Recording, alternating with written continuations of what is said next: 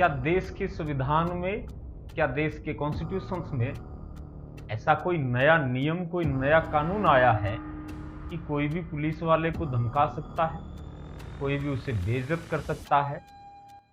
नहीं। लेकिन राजस्थान के जिला चूरू में एक तहसील है बिदासर, एक कस्बा है, और उसमें रात्रि 3-3:30 बजे एक ऐसा वाक्य होता है कि राजस्थान पुलिस महकमा शर्मसार हो जाता है।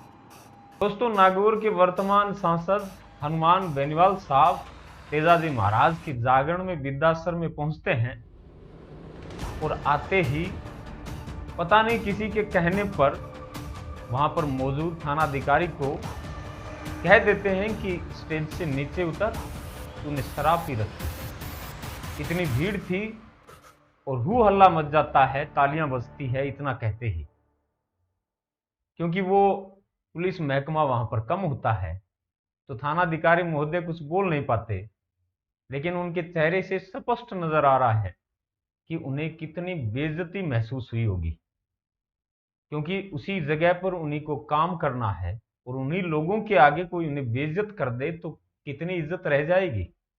जी हाँ दोस्तों, एक बात मैं आपको छोटी सी और बताने की कोशिश कर रहा हूं।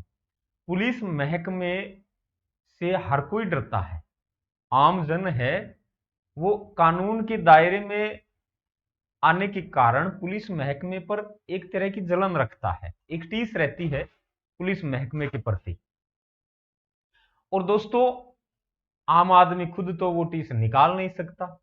यदि कोई ऐसा नेता, बड़बोला नेता या कुछ भी कह लीजिए, वो नेता यदि पुलिस महकमे को गाली निकाल दे या कुछ ऐसी हरकत कर दे जिससे आम लोगों के अंदर संतुष्टि पैदा हो, सर्टिफिकेशन जिसे बोलते हैं ना, वो पैदा हो और उनमें खुशी जाहिर होती है।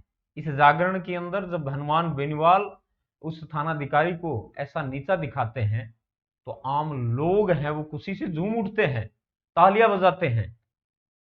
तो भाई साहब, एक सर्टिफिकेशन उन लोगों को मिला है, एक संतुष्टि उन लोगों को मिली कि भाई कोई तो इनको नीचा दिखाने वाला है।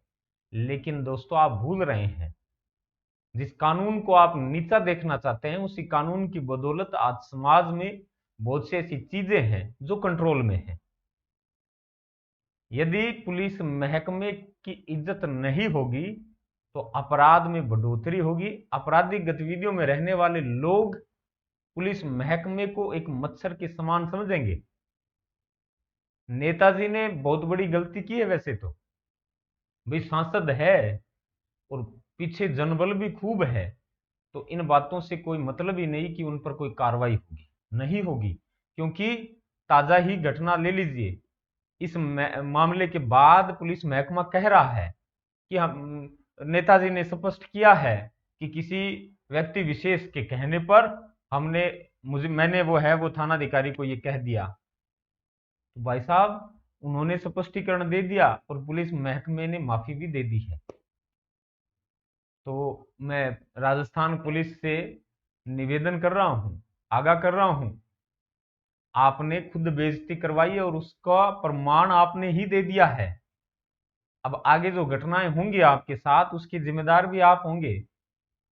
कल को मैं भी किसी पुलिस वाले को गाली देकर फोन पर आपको कह दूंगा कि भाई किसी के कहने पे कह दिया था, इसके लिए मैं माफी चाहूंगा और आप मुझे माफी दे देंगे, शायद ऐसा ही होगा।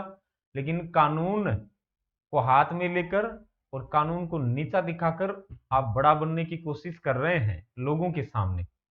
हनुमान बेनीवाल ने यह हरकत पहली बार नहीं की है। इसी चूरू जिले में रैया टुंडा गांव में एक बड़ा सम्मेलन हुआ था, आपको याद है तो, काफी साल पहले हनुमान बेनीवाल पहुंचे थे डीजे वीजे के साथ, और युवा जनबल है वो बहुत सारा वहां पर मौजूद था। और वहीं पर एक पुलिस कांस्टेबल स्टेज के नीचे खड़े होते हैं, हनुमान बेनीवाल स्टेज के ऊपर पैड़ियों से चढ़ रहे होते हैं और लास्ट पैड़ी पर अपने जूते खोल देते हैं और स्टेज के ऊपर चढ़ जाते हैं।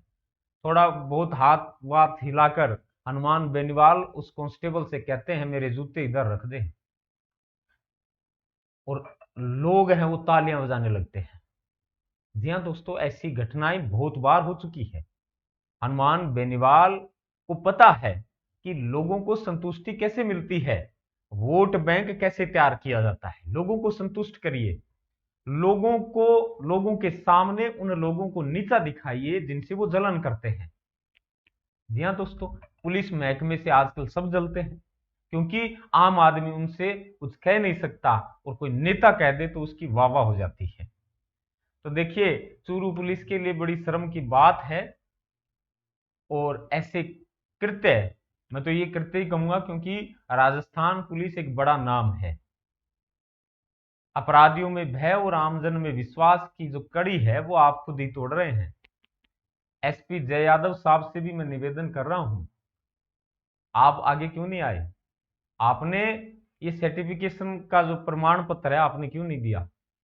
उम्मीद है आप भी कानून को कानून की तरह समझेंगे और उनकी इज्जत करेंगे। इज्जत करेंगे तो अपराध कम होंगे, और अपराध कम होंगे तो आमजन है वो शांति से अपना काम कर पाएगा और अपने घरों में रह पाएगा। ना मैं किसी नेता से खुन्नस निकाल रहा हूं, ना मुझे कोई जरूरत है। जो बात है वर्तमान में वही आपको दिखाने की कोशिश कर रहा हूं।